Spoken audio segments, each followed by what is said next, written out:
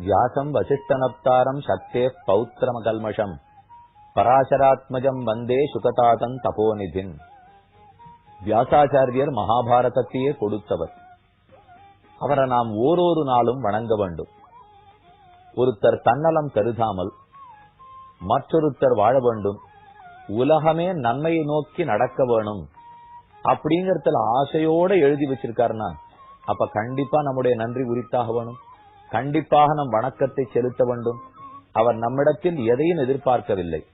அவர் எழுதி வச்ச மகாபாரதத்தை படிப்போமா, அதனுடைய கருத்துக்களின்படி நடப்போமா என்று மட்டுமேதான் வேதவியாசர் எதிர்பார்த்தார். அவர் எழுதி வைத்த பாரதத்தில் யக்ஷனுடைய கேள்விகளையும் தர்மபுத்திரனுடைய பதில்களையும் பார்த்து கொண்டு வருகிறோம். அதிலே கடந்த நாள் 116வது கேள்வி பார்த்தோம். விமர்சித்த காரியகரகா, நன்கு ஆராய்ந்து செயல் புரிபவன் அதிகம் ஜெயதி, எப்போதும் வெற்றி பெறுகிறான். இதுல ஒன்றே ஒன்று மட்டும் சொல்லாம விட்டிருந்தேன், அதை சொல்லிட்டு அடுத்த கேள்விக்கு போவோம். ராமன் சுக்ரீவனோடைய நட்பு கொண்டான், ராமன் விபீஷணனோடைய நட்பு கொண்டான். இன்னைக்கு கேள்வியோடையும் சம்பந்தப்பட்டதுதான், நேற்று கேள்வியோடையும் சம்பந்தப்பட்டதுதான். அதனால சேர்த்தே தெரிவிக்கிறேன். சுக்ரீவனோடைய ராமன் நட்பு கொண்டான். அது கண்ட வாலி எள்ளி நகையாடினான். ராமா, நான் கூப்பிட்டு சொல்லி இருந்தால் ராவணன் சீதையை திரும்ப கொண்டு வந்து விட்டிருப்பான். அந்த ராவணன் எனக்கு நண்பன், என்ன காட்டிலும் பலத்தில் குறைந்தவன். அப்ப நீ எங்கிட்டத்தான் நட்பு பூண்டிருக்க வேண்டுமே தவிர நீ சுக்ரீவனுடைய நண்பன் சொல்லி இருக்க கூடாது. சொன்னது உன் அறிவில்லாத்தனத்தை காட்டுகிறது. யாரோட நாம கை கோத்துக்கணும்? யாருக்கு வேலையை பார்க்கிற சாமர்த்தியம் இருக்கோ அவர்களோட தானே நண்பன் சொல்லிக்கணும். அதை விட்டுட்டு இதை என் பக்கத்து வீட்டுக்காரங்க இருக்காக அவருக்கும் ஒரு வேலைக்கும் சம்பந்தமே இல்லைனால் அப்ப அவரோட நட்பு கொள்வதில் பிரயோஜனம் இல்லை, உபயோகம் இருக்காது. அதைத்தான் வாலி தெரிவித்தான். எதுக்காக ராமா சுக்ரீவனுடைய தோழமை கொண்டாய்? என்னிடத்துல சொல்லி இருந்தால் நான் உனக்கு நல்லது செய்திருப்பேனே. அப்ப ராம ரொம்ப ஆச்சரியமா பதில் சொல்றார், செய்ய முடியாது வாலி. ஏனெனில் ராஜநீதி என்று ஒன்று உலகு, தர்மம் என்று ஒன்று உலகு. அது யாது தெரியுமா சொல்லுகிறது?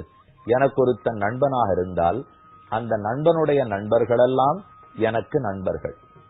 எனக்கு ஒருத்தன் பகைவனாக இருந்தால் பகைவனுடைய நண்பர்களும் எனக்கு பகைவர்கள் தான். பகைவனுடைய பகைவர்கள் தான் எனக்கு நண்பனாக முடியும். இதுதான் ராஜநீதி கூறுகிறது. இத சொல்லிட்டு ராமன் வாலிக்கு புரிய வைக்கிறார், எனக்கு ராவணன் பகைவனாகி போனான், ஏனெனில் சீதையை தூக்கி போனபடியாலே. இந்த இடத்துல ஒரு ஜாகிரதைக்காக ஒரு வார்த்தை சொல்றேன். யாரையும் ராமன் பகைவனாக நினைத்தது கிடையாது. ஆனால் சந்தர்ப்பத்தினாலே யாரோட தோழமை கொள்ள வேணுங்கிற ராஜநீதியை மட்டும் ராமன் வாலிக்கு எடுத்துரைக்கிறார். எனக்கு ராவணன் பகைவன், ராவணனுக்கு நண்பன் நீ வாலி. அப்ப பகைவனுடைய நண்பன் யாராக முடியும்? அவனும் பகைவனாகத்தான் முடியும். ஆகையால் உன்னோடே தோழமை கொள்ளுவது இயலாது, அது ராஜநீதிக்கு புறம்பானது. இன்னொரு காரணம் சொல்றேன், நீ குற்றம் புரிந்தவனாக இருக்கிறாய். மனைவனுடைய பெண்டாட்டியை நீ எடுத்துக்கொண்டு ஓடி போனாய். எவ்வளவு தூரம் உன்னுடைய தம்பி, அதாவது தம்பி சுக்ரீவன், சுக்ரீவனுடைய பெண் பெண்டாட்டியை அவனுடைய மனைவியை இவன் தூக்கி போனான். ஆகையாலே முதல் குற்றம். இரண்டாவது குற்றம், சுக்ரீவன் உன்னுடைய காலிலே விழுந்து இதோ அரசை திரும்ப சமர்ப்பித்து விடுகிறேன், நான் தப்பான எண்ணத்தோட இந்த ராஜ்யத்தை ஆள வரவில்லை, நீ உயிரற்று போனாய், நீ இறந்து போனாய்னு நினைச்சிட்டுதான் நான் ராஜ்யத்தை ஆள ஆரம்பிச்சுட்டேன். எவ்வளவோ மன்றாடினான். காலில் விழுந்து மன்றாடிய சுக்ரீவனை நீ காக்காமல் விட்டாய். இது அரசனுக்கு அடையாளம் அல்ல. ஆக இதுவும் ஒரு குற்றம். ஆக ரெண்டு விதத்தில் நீ குற்றம் புரிந்திருக்கிறாய். குற்றம் புரிந்தவனோட நட்பு கொள்வது கூடாது, முதல் சட்டம். அடுத்த சட்டம், என் பகைவனான ராவணன், அவனுக்கு நீ நண்பனாக இருக்கிறாய், ஆகையால் உன்னை நண்பனாக கொள்ளுவது கூடாது. இந்த ரெண்டையும் யோசித்துத்தான் ராஜநீதியின்படி உன்னோடே கைகுலுக்கவில்லை. பின்ன ஏன் சுக்ரீவனோட தோழமை கொண்டேன்? சுக்ரீவனிடத்தில் குற்றம் இல்லை, நீ இறந்து விட்டதாக நினைந்து அவன் அரசை ஆள ஆரம்பித்தான். பக்கத்தில் இருக்கிற மந்திரிகள் ஜாம்பவான் முதலானோர் எப்ப அரசன் மாண்டு போனாரோ, வாலி கொலை செய்யப்பட்டானோ, அப்ப அடுத்து ராஜ்யத்துக்கு ராஜா இல்லாத இருக்க முடியுமா? ஆகையால் சுக்ரீவா நீ பட்டம் கட்டிக்கொள், அவர்கள் அபிப்பிராயப்படிதான் நான் செய்தேன். நீ வந்து விட்டாய், அப்போதும் உன்னிடத்தில் ராஜ்யத்தை சமர்ப்பித்து என்ன தப்பா நினைக்காதே, இப்படிதான் நடந்துடுத்து, என்ன கால்களில் விழுந்து மன்றாடினேன், ஆனால் நீ ஏற்றுக்கொள்ள மறுத்தாய். அப்ப சுக்ரீவனிடத்துல ரெண்டு விதமான குற்றமும் இல்லை. இன்னொரு நல்லது இருக்கு பாருங்க, ராமனுக்கு பகைவன் ராவணன், ராவணனுக்கு நண்பன் வாலி, வாலிக்கு பகைவன் சுக்ரீவன் இல்லையோ. அப்போ தனக்கு பகைவனுக்கு பகைவனாகிறானே, தனக்கு பகைவன் வாலி ராவணன் மூலமாக, அந்த பகைவனுக்கு பகைவன் சுக்ரீவன், அப்ப அவன் நண்பன் ஆகிறான். ஆக ராஜநீதியின்படியும் சுக்ரீவனுடைய தோழமை கொள்வதுதான் சரி அப்படின்னு தெரிவித்தார். ஆக இது ஒன்று பாருங்க. இன்னொரு விஷயம், விபீஷணனோட ராமன் தோழமை கொண்டான், செய்திருக்கலாமா? ராமனுக்கு ராவணன் பகைவன், அந்த ராவணனுக்கு தம்பி ஆயிற்று என்னால் அந்த ராவணனையே விட்டுட்டு வந்தவன் தானே விபீஷணன். அந்த ராவணனோட இருத்தல் கூடாது, அவன் தவறான வழியில் நடக்கிறான், ஆகையால் கூடாதுன்னு விட்டுட்டு வந்துட்டவர். அப்ப தன் பகைவனுடைய கட்சியிலிருந்து யார் நம்மிடத்தில் வருகிறார்களோ அதைத்தானே ஏற்றுக்கொண்டிருக்கிறார். ஆனால் இது எதுவுமே சந்தர்ப்பவாதத்துக்காக இருப்பது கூடாது. ஏன்னா இப்ப நான் சொன்னதுல இருந்து யாரெல்லாம் நண்பர்களோ பகைவர்களோ அவாவால பார்த்து பார்த்து பிடிச்சி இங்க கூட்டணும் வந்து போல் இருக்கு, இப்படித்தான் நாம நண்பர்களா இருக்கணும் போல் இருக்கு, பகைவர்களா இருக்கணும் போல் இருக்கு, இதைத்தான் மகாபாரதத்திலே சொல்லியிருக்கார், நாமும் அப்படியே செய்யலாம். இது எதுவுமே இப்ப நான் சொல்லிட்டு இருக்கிறதுக்கு அபிப்பிராயம் இல்லை. நம்ம பேசிட்டு இருக்கிறதெல்லாம் உண்மையான நட்பை பற்றி, உண்மையான ராமனை பற்றி, நட்புடைய சுக்ரீவன் ராமனை பற்றி. ஆகையால் சந்தர்ப்ப சூழ்நிலைகளுக்காக ஆப்பர்ச்சுனிசம் அத பத்தி இந்த பேச்சு அல்ல. நல்ல ஆப்பர்ச்சூன் மோமெண்ட் வருமா அப்படிங்கிறதுக்காக காத்திருந்து கொண்டு நம் வேலையை நடத்திக்கிறதே அத பத்தியே அல்ல, உண்மையான நட்பை பற்றி தான் பேசணும். அப்ப யோசித்து செயல் புரிய வேண்டும். கடால்னு ஒரு செயலை செஞ்சுவிடக் கூடாது. ஏனெனில் என்ன இந்த எளியவனான விபீஷணன் ராமனுக்கு ஒண்ணு சாமர்த்தியமே போறல, நேர வேணும்னா வாலிதான் ராஜா, அவரோட கை கோத்து இருக்கலாம். ராவணன் தான் அவங்கிட்டயே பேசி சமாதானப்படுத்தி ஏதாவது ஒரு உடன்படிக்கைக்கு வந்திருக்கலாம். இப்படின்னு பேசுவோம் இல்லையோ? இல்லையே. அவர்கள் பலசாலிகள்னு தெரிந்திருந்தாலும் அடுத்த நிலையில தான் தன்னோட இருக்கிற நண்பர்கள் என்ன ராமனுக்கு புரிந்தாலும் அதை பத்தி கவலை கொள்ளாமல் ஆராய்ந்து முடிவெடுத்து இவர்களோட தோழமை கொண்டான். கடைசியில் ராமனுக்குத்தானே வெற்றி கிட்டிட்டு. ஆகையால் தான் விமரிசித்த காரியகரக அதிகஞ்சயதி, நன்கு ஆராய்ந்து முடிவெடுப்பவன், காரியத்தை செயலாற்றுபவன், அவன் வெற்றி பெறுகிறான் என்று தெரிவித்தார். இப்ப இன்னி கேள்வி சம்பந்தப்பட்டதே தான். 117வது கேள்வி, பகுமித்திரகரஹ கிம் லபதே. பகுமித்திரகரஹ, யார் நிறைய நண்பர்களை உருவாக்கி கொள்ளுகிறார்களோ அவர்கள் கிம் லபதே என்ன அடைகிறார்கள்? ஒருத்தருக்கு நிறைய நண்பர்கள் இருக்கா, அப்ப அவனுக்கு என்ன கிட்டும்? பதில், பகுமித்திரகரஹ சுகம் லபதே, அவர்கள் இன்பத்தை அடைகிறார்கள். யாருக்கு நிறைய நண்பர்கள் இருக்காளோ அவளுக்கு கண்டிப்பா இன்பம் சுகம் கிட்டும். மித்திரர்கள் நிறைய பேர் இருந்தா சுகம் கிட்டுமா? இல்ல பகைவர்கள் நிறைய பேர் இருந்தா துக்கம் கிட்டுமான்னா ஒன்னு யோசித்து பார்க்க வேண்டும். நமக்கு ரொம்ப நண்பர்கள் இருந்தா ஒரு விதத்துல நல்லதுதான், ஆனா இன்னொரு விதத்துல ஒரு சைடு எஃபெக்ட் இருக்கும். யார் வீட்டு கல்யாணத்துக்கும் கூப்பிடுவா, யார் வீட்டு சீமந்தத்துக்கும் பிறந்த நாளுக்கும் பூனல் போடுறதுக்கும் இல்ல யாரானு போயிட்டாலோ என்னன்னாலும் வீட்டுல வாழை மரம் வாங்கினா உடனே நமக்கு பத்திரிகை வச்சிருவா. நம்ம நிறைய நண்பர்கள் இருக்காள்னு வச்சுக்கோ, அப்ப ஒரு நாளும் கல்யாணத்துக்கு போயிட்டு இருக்கணும், ஒரு நாளும் இறந்ததுக்கு போயிட்டு இருக்கணும். கடைசியில நமக்குன்னு பகவத் தியானத்துக்கு நேரமே இல்லாமல் போகும். பூஜை செய்வதற்கோ நாம நம்முடைய ஸ்தோத்திரங்களை சொல்றதுக்கோ பெருமான குறித்து தியானம் பண்ணுவதற்கோ இதெல்லாத்துக்கும் பொழுது போயிடுக்கும். கடைசியில பொழுது முழுவதும் இந்த கல்யாணத்துக்கு போனேன், அந்த முகூர்த்தத்துக்கு போனேன், இவா போயிட்டதுக்கு போயிட்டேன், அவா பிறந்ததுக்கு போயிட்டேன், இப்படின்னே சொல்லிடுவோம். ஒரு பக்கத்துல இந்த நட்பு இருக்கிறதுனால ஆபத்து இருக்குன்னு வச்சுக்கோ. இருந்தாலும் பல நண்பர்கள் இருந்தால் அதனாலே ஒருத்தனுக்கு சுகம் கிட்டுகிறது. அப்ப சாமி வச்சுக்கணும்னு சொல்றீரா வேண்டான்னு சொல்றீரா, நட்பு வேணுங்கிறீரா வேண்டாங்கிறீரா? இந்த ரெண்டையும் தேர்ச்சி இப்ப நாம பார்க்க போறோம். நான் இவ்வளவு நேரம் என்ன சொல்லியிருந்தேன்? கல்யாணத்துக்கு கூப்பிட்டுருக்கா, சீமந்தத்துக்கு கூப்பிட்டா, காது குத்தலுக்கு கூப்பிட்டா, பெரிய விழானத்துக்கு கூப்பிட்டா, ஒன்னொன்னுத்துக்காக கூப்பிட்டா நாம போறேன் போனாத்தானே சாமி நண்பர்கள். எல்லாருக்கும் போக வேண்டியிருக்கே, அப்ப அவளும் நம்ம வீட்டுக்கு வர வேண்டியிருக்கு, நாம அவா வீட்டுக்கு போக வேண்டியிருக்கு, அதனாலேயான போக வேண்டியிருக்கே அப்படின்னு சொல்லிட்டு போறோமோ இல்லையோ. இப்ப நான் பேச போற நட்பு அதை போன்ற நட்பே கிடையாது. நான் அந்த வீட்டுக்கு போனாத்தான் வந்தாத்தான் நட்பு என்பதற்காகவே இல்லை. இந்த நட்பின் இலக்கணம் புரிந்து கொள்ள வேண்டும் என்னால் மித்ரன் அப்படிங்கிற சொல்லுக்கு அர்த்தம் புரிய வேண்டும். மித்ர என்ன சம்ஸ்கிருதத்தில் சொன்னால் மிதாத் திராயதே இதி மித்ரஹ.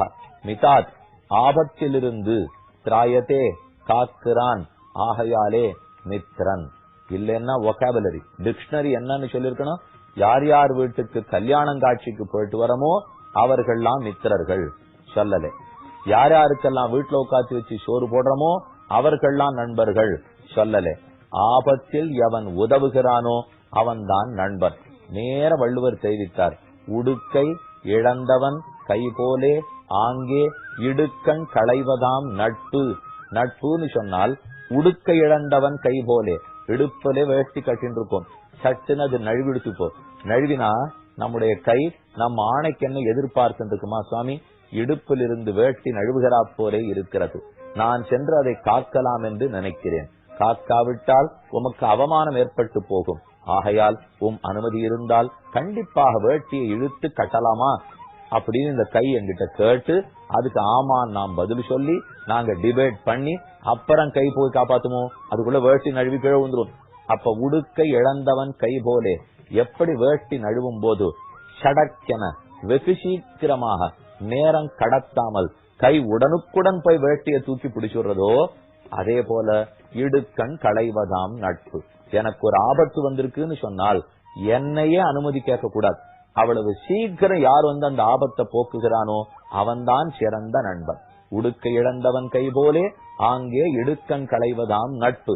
ஒருத்தர் சட்டுன்னு இப்படி மூஞ்சில அறைய போறாருன்னு வச்சுக்கோ, இப்படி சட்டு நான் இப்படி கை காட்டுறேன், என் முகத்தை பார்த்து அறையிறார். அப்ப இந்த ரப்ப மூடிக்கிறதே கண்ணு அமைக்கிறோம் இல்லையோ, நம்ம கிட்ட கேட்டுக்கிறதா? ஒத்துக்கிறேன், கண்டிப்பா மூளைக்கு செய்தி போகாமல் எதுவும் நடந்து விடாது. ஆனா எவ்வளவு குவிக்கா இருக்க ரெஸ்பான்ஸ், அது ஒண்ணு எதிரே பார்க்கலையோ இல்லையோ, சடக்கென நடக்கிறது. அதே போலத்தான் எப்பவும் ஆபத்திலிருந்து நம்மை காப்பவன் நண்பனாகிறான். உண்மையான நட்பு கல்யாணத்துக்கு வந்தாத்தான் நட்பு. வருவோம், யாரும் போகாத இருக்க போறது இல்லை இப்போ.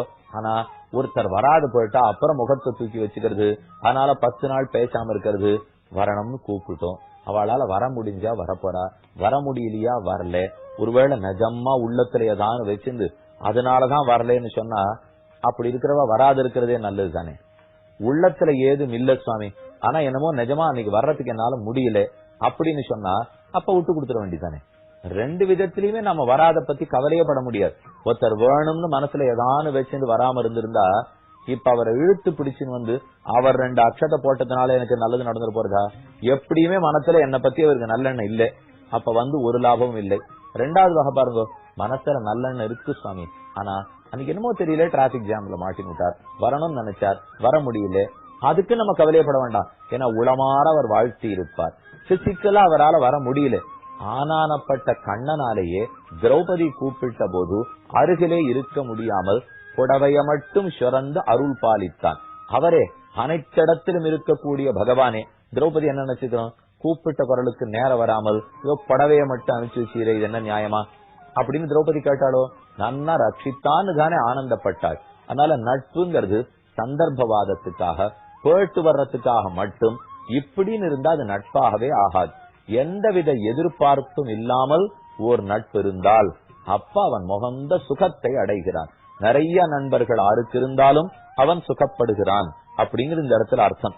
ராமனே ஒரு வார்த்தை சொல்றார், மித்திர பாவேன சம்பிராப்தம் நத்யஜேயங் கதஞ்சன தோஷோ யத்யபி தஸ்ய ஸ்யாது யசாமேதது அகர்ஹிதம்.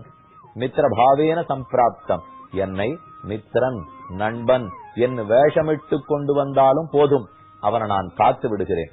உண்மையான நண்பனா வரணும்னு கூட ராமன் சொல்லல, மித்திர பாவேன சம்பிராப்தம், மித்திரங்கிற வேஷமிட்டு கொண்டு வந்தாலும் நத்யஜேயம், என்னால் அவன் விட தகுந்தவன் அல்லன்.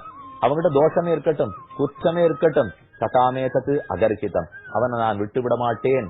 அப்ப தன்னோட நண்பன்னு பேரிட்டு வரணும் பகவானே நினைக்கிறார்.